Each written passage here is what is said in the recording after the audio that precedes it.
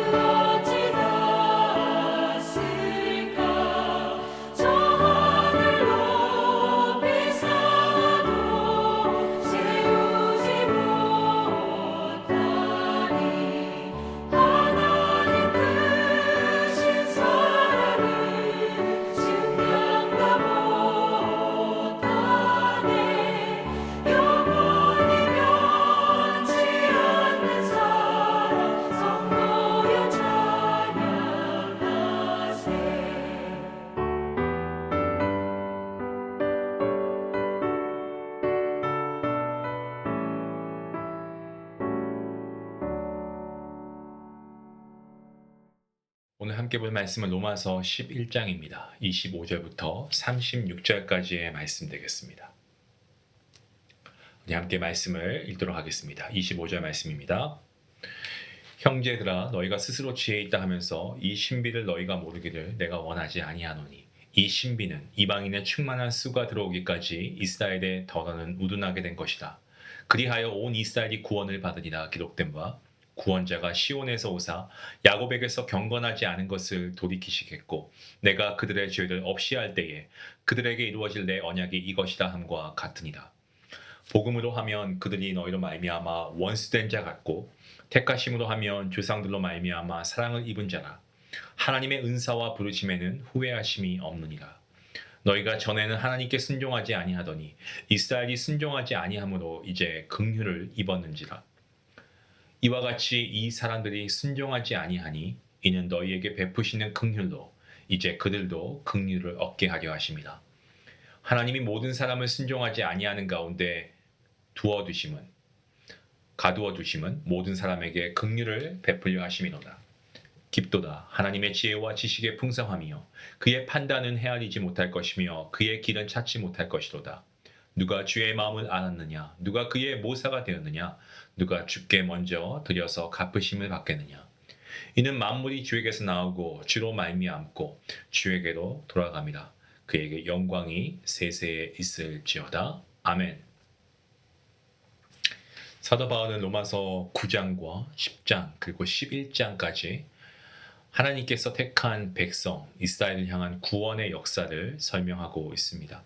겉으로는 단순히 이스라엘의 역사를 그렇게 우리에게 보여주는 것처럼 우리가 느낄 수 있지만 실제로 하나님의 구원이 얼마나 신비로운가를 어떻게 신비롭게 이 구원이 이루어졌는가를 우리에게 보여주는 말씀입니다. 바울은 결국에 이 구원의 신비 앞에서 감격하고요. 하나님을 찬양합니다. 본문 25절 말씀을 보시면 바울은 형제들이 스스로 지혜롭다고 교만해지지 않도록 경고합니다. 그리고 하나님의 신비를 알라라고 그가 얘기합니다. 자, 여기서 신비라고 할 때 이것은 감춰진 비밀이 아니고 눈앞에 펼쳐져 있지만 깨닫지 못하다가 하나님의 은혜로 눈이 열리게 될 때 알게 되는 이 구원의 역사를 신비라고 합니다. 바울이 말하고 있는 이 신비는 이방인의 충만한 수가 들어오기까지 이스라엘이 부분적으로 완악해지겠지만 결국에 온 이스라엘이 구원을 얻게 된다라는 것입니다. 이 말씀은 우리에게 굉장히 중요한 말씀입니다. 그 이유는 이방인의 충만한 수 속에 우리가 포함되어 있기 때문에 그렇습니다. 그래서 우리의 선함이나 능력이 아니고 전적인 하나님의 은혜로 하나님의 자녀가 되었죠. 이스라엘 백성들 메시아이신 예수 그리스도를 거부하고 바울의 사역을 방해하며 하나님과 원수된 자리에 있었습니다. 하지만 바울은 그들을 여전히 조상으로 말미암아 사랑을 입은 자라고 말하고 있습니다. 그 뿌리가 하나님의 사랑을 입었기에 지금은 원수된 자리에 있어도 결국 하나님의 사랑 아래 있는 존재라는 것이죠. 그래서 바울은 뭐라고 얘기합니까? 찬양 가사에도 있는 내용입니다만 하나님의 은사와 부르심에는 후회하심이 없다라고 선언합니다. 성도 여러분, 하나님의 계획은 취소되지 않습니다. 하나님의 계획은 변경되지 않습니다. 사람의 눈에 비합리적으로 보일 수 있는 일도 하나님의 주권과 하나님의 섭리 속에서는 결국 선을 이루게 되는 줄로 믿습니다. 사울이었던 이름으로 바울이 되어서 지금 그는 복음을 전하는 사도가 되어서 교회를 세우게 된 사실이 그 대표적인 예 아니겠습니까? 30절, 31절 그리고 32절까지 바울은 이방인과 이스라엘 모두가 하나님의 긍휼 가운데 있다는 사실을 이야기하고 있습니다.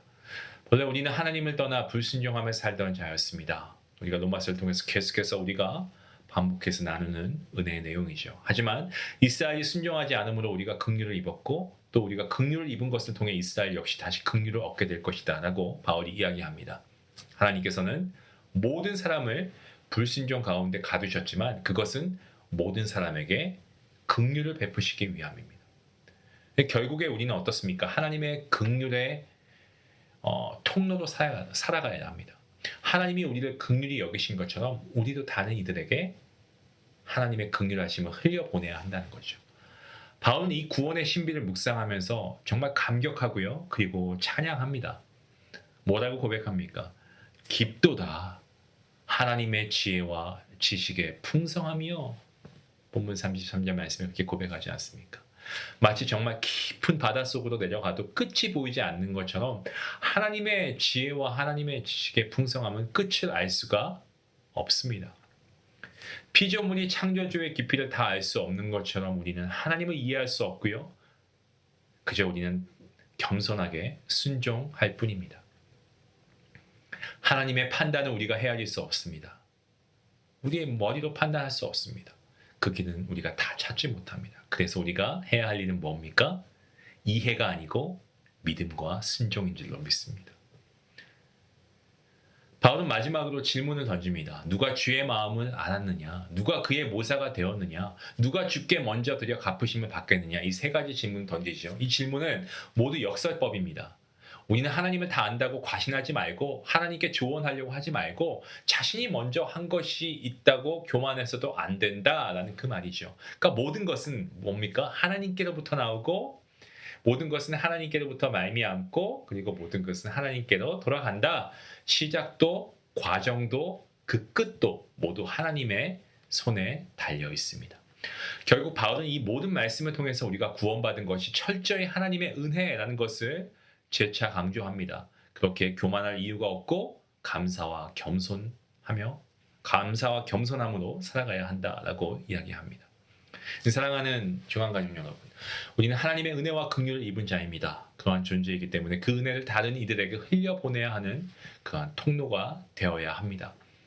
오늘 우리의 삶의 자리에서 하나님의 말씀에 순종하며 살아가길 원합니다. 그렇게 할 때에 우리는 하나님의 깊이와 풍성함을 맛보게 될 줄로 믿습니다. 이런 순종의 삶을 살아가심으로 하나님의 깊이와 풍성함을 맛보는 그 놀라운 축복이 여러분의 삶 가운데 함께 하시기를 주님의 이름으로 간절히 축원합니다. 기도하시겠습니다. 고마우신 하나님, 오늘도 하나님께서 우리에게 말씀을 주시고 오늘 하나님의 구원의 신비를 깨닫게 하시니 감사합니다. 저희가 구원받은 것 전적인 하나님의 은혜임을 다시 고백합니다. 저희의 공로나 행위가 아니고 오직 하나님의 긍휼하심과 사랑으로 오늘 우리가 이 자리에 있음을 하나님 분명히 기억하길 원합니다. 잊지 않게 해주시옵소서. 하나님의 은혜에 감사하며 교만하지 않고 겸손하게 하나님을 예배하고 은혜를 붙들고 하나님께 받은 은혜를 흘려보낼 수 있는 그러한 축복의 통로가 되게 우리를 사용하여 주시옵소서. 모든 것이 주님께로부터 왔음을 믿습니다. 주님께로 돌아갑니다. 저희의 삶을 주님께 드리고 감사와 순종의 삶으로 살아가는 우리 모든 성도들 되게 주님 복 내려 주시옵소서. 감사하며 예수님의 이름으로 기도하옵나이다. 아멘. 내가 받은 구원, 하나님의 전적인 은혜임을 믿으십니까? 단 우리가 교만하지 말고 겸손히 행하면서 다른 사람에게도 그 은혜와 하나님의 긍휼하심을 흘려보내는 그런 통로가 될 수 있도록 살아갈 수 있기 원합니다. 우리 같이 함께 말씀 생각하시면서 기도하며 나아가겠습니다. 기도합니다.